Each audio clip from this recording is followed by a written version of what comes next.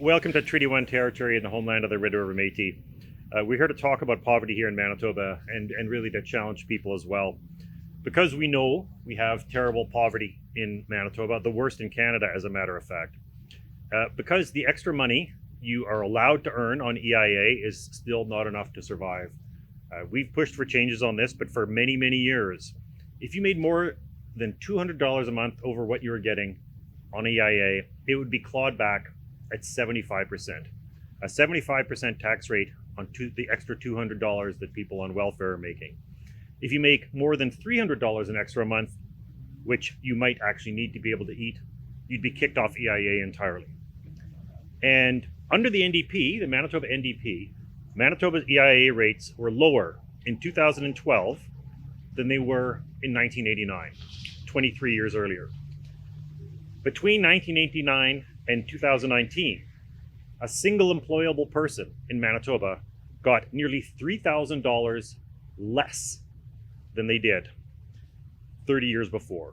A person with a disability got $1,123 less than they did 30 years before. A single parent with one child aged 2 got $1,123 less, and a couple with 2 children aged 10 and 5 received $5,991 less.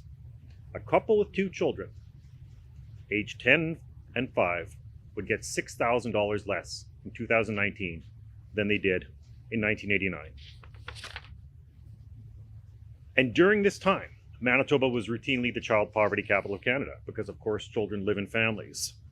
And in 2012, Manitoba was the only province in Canada that had seen poverty for single mothers with children get worse since 1981. The only province. And I say all this for 3 reasons. First, this is a Manitoba problem. Yes, we have poverty everywhere in Canada, but it's the worst here. And it's the worst here because of the provincial government. The provincial government in Manitoba does the worst job of getting people out of poverty of any province, despite getting the same kind of funds from the federal government that every other province does. And second is to remind anyone and everyone what a failure the NDP was on the issue of poverty.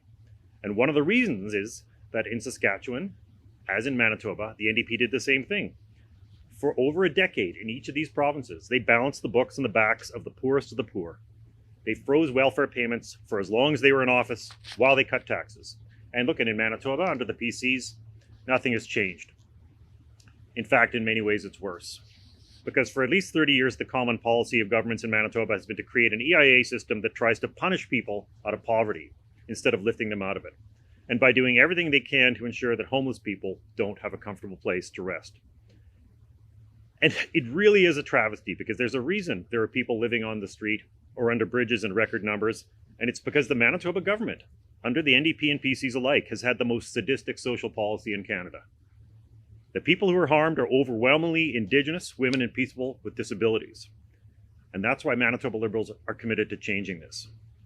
That's why, as part of our platform, dedicated to lifting people out of poverty, we'll implement a provincial guaranteed dignified income, or mincome, for people with severe physical or mental disabilities, as well as people over 60. So we would introduce mincome for people 60 and over to make sure that people don't have to go and collect their CPP disability early.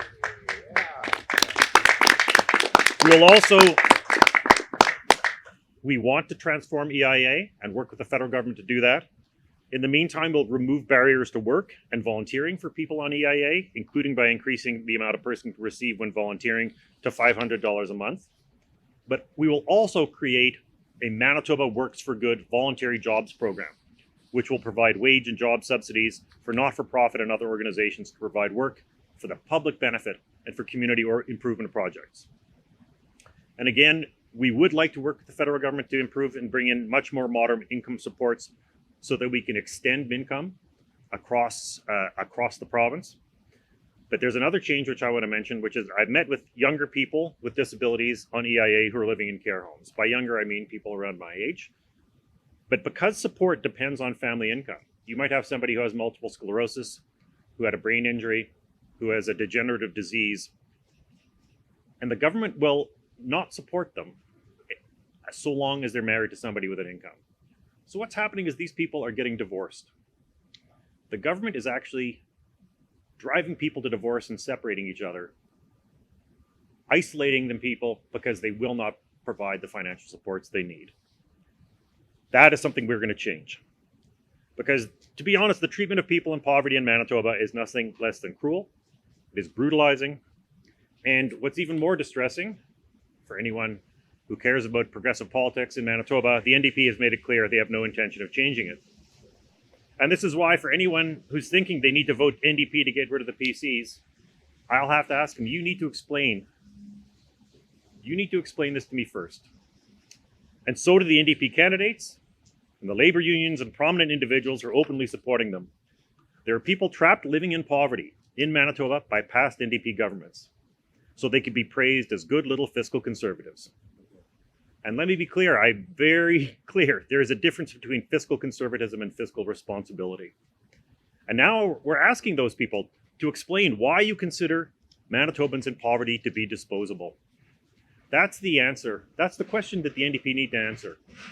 Why is it that in this election, when so many people are pinning their hopes on change, do the NDP and the PCs alike feel that people living in poverty are disposable? I'm the only elected party leader who showed up at the debate on poverty. Neither the Premier nor the Leader of the Opposition can be bothered to show up. And I think that speaks volumes. Because if in an election, the NDP are already willing to treat people living in poverty as disposable, how does that make them any different than the PCs? And quite honestly, how can this be anything but a betrayal for all those activists who speak up and who've been calling for change for decades? Because at the debate on poverty, sponsored by Make Poverty History, the NDP made it quite clear they have no intention of lifting a finger for people living in poverty. On question after question, where I, as a Manitoba Liberal leader, said yes and committed myself and my party and my fellow candidates to change, the NDP stood with the PCs and said no, no, no. There were gasps from the audience because people were so upset. So if you want a real choice and a real change, the only party that's offering action to lift people out of poverty and ensure they can live in dignity is the Manitoba Liberal Party. Yeah.